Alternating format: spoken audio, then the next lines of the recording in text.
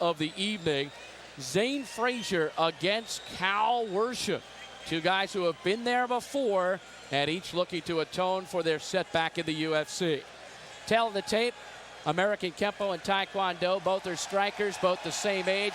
Frazier with the big advantage in height and a slight advantage in weight, and both are Californians. And here comes Zane Frazier. Four-time international karate champion, three-time national karate champion, undefeated in Japanese shoot fighting matches. He's 32 years of age. He lost to Kevin Rozier in his first UFC, but it was a grueling slugfest. One of the UFC pioneers returning tonight. American Kempo Karate, a fourth-degree black belt. That's his discipline. And looking at Zane Frazier, you see he's very tall, which gives him tremendous leverage with those limbs. So he's a great striker. Likes to believe he's fast with the footwork. He's going to move in and out. Says he has some shoot fighting experience, so his ground attack should be able to hold his own. Stamina, the big question. So Zane Frazier getting set for tonight's UFC. He shares some thoughts with us. Hi, I'm Zane Frazier. Some of you have seen me fight in the UFC #1. Now I'm back here in UFC #9 to take care of some serious business. Zane Frazier's opponent tonight will be a former Marine, Cal Worsham, back for his second UFC. He put on a daring display in his first competition of the Ultimate Fighting Championship, losing to Big Paul Varlitz. Although he had hit him 26 times, it just wasn't good enough. He gave away too much size. Again tonight, he's giving away size. He loves to hunt deer, wild boar, and pheasants. Joined the Marines 3 days after he graduated high school. 2nd Battalion, 5th Marines, 1st Marine Division. Stationed in Okinawa, he won the Okinawa-wide boxing championship as a heavyweight. His instructor is Master Jack Quarry. Frazier's trainer is Eric Paulson. His manager is Alexander Bear. Cal Worsham's discipline, Taekwondo, a second-degree black belt, black collar, as a certified instructor down the Dragon. His fighting style will be cautious. He likes to use a cautious approach. He believes he's a powerful striker. He's also studied Brazilian Jiu-Jitsu, and he believes he can take a punch, and that might help him out in this style of fighting because there's a lot of punishment to be dished out here. Cal Worsham talks to kids about staying on track or how to get back on track if they're out of it. Here's Cal on the UFC. Hi, I'd like to say hello to all my friends and family back home, and I want you to know, polar bear, beast, or predator, doesn't matter what animal you put in, I'm taking them right out. So it is striker against striker. Right now, for the introduction of the fighters, let's go up to our Octagon announcer from Fox Radio in Denver, the G-Man Rich Goins. Ladies and gentlemen, SEG Sports Corporation welcomes you live to Cobo Arena in Detroit, Michigan for Ultimate Fighting Championship 9. Tonight, 10 of the toughest fighters in the world will step into the octagon to test their skills. Plus, the clash you've been waiting for. Clash of the Titans, the rematch between Super Fight champion Ken Shamrock and Dan the Beast Severn. Tonight there are no weight classes, no rounds, no timeouts. Are you ready, Detroit?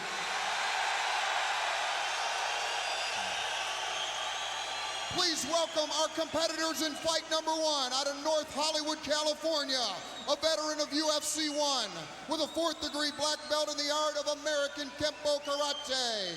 32 years old, 6'5", 235 pounds, 3-time national, 4-time international karate champion with a 17-1 pro kickboxing competition record. Please welcome Nasty Zane Frazier.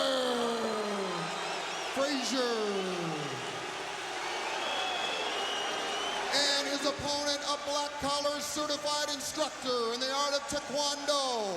He holds second-degree black belts and is ranked #1 by the International Taekwondo Council. 32 years old, 5'10", 230 pounds, out of Folsom, California. A veteran of UFC 6, Cal Worsham. Worsham, let's get it on. The octagon, 750 square feet of space, 32 feet across, 5 foot 6 inches padded walls on top of a chain link fence, 2 lock gates, 1 on each side, a tight canvas skin pad. Reputations have been built and destroyed in the octagon. That circle right there, are you ready? Are you ready? Let's get it on! Cal Worsham against Zane Frazier. Well, I expect these guys to be striking. I don't think either one feels as comfortable on the ground as they do standing on their feet. Well, Cal in his interview said that he would like to go to the ground. He wants to take it to the ground, but he said there'd be a feeling out process on the feet. So I would guess that Worsham here is the guy that wants to go to the ground. With a kickboxing background, obviously Frazier wants to keep it up on his feet. Feeling out process thus far. The only thing that has really happened is the leg kick of Cal Worsham. Obvious there that Worsham would settle if he's in a bad position to rush and take him down. Right, he tried to move in then. But you know, he might be just because of the reach. He doesn't have a lot of grappling experience as far as his resume goes. Well, the reach advantage belongs to Frazier, who also is 7 inches taller. And Frazier's a heck of an athlete. I mean, he played basketball in college, football. I mean, he was a heck of an athlete. And he sparred with you back in 1985. Yes, he did, and lived to tell about it.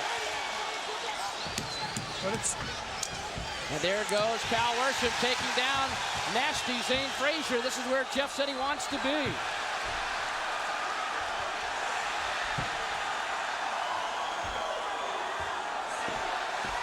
Worsham working hard against Frazier. And he lands an elbow. Frazier still has the remnants of a guard. He's got Frazier has one of Worsham's legs, so he's still fundamentally in a guard position here. Work! Worsham landing some big left hands to Frazier's head. He's also using some headbutts in there. So the ex-Marine is really hammering away at Frazier. He is one tough customer. This is not where Frazier wants to be. Let's go!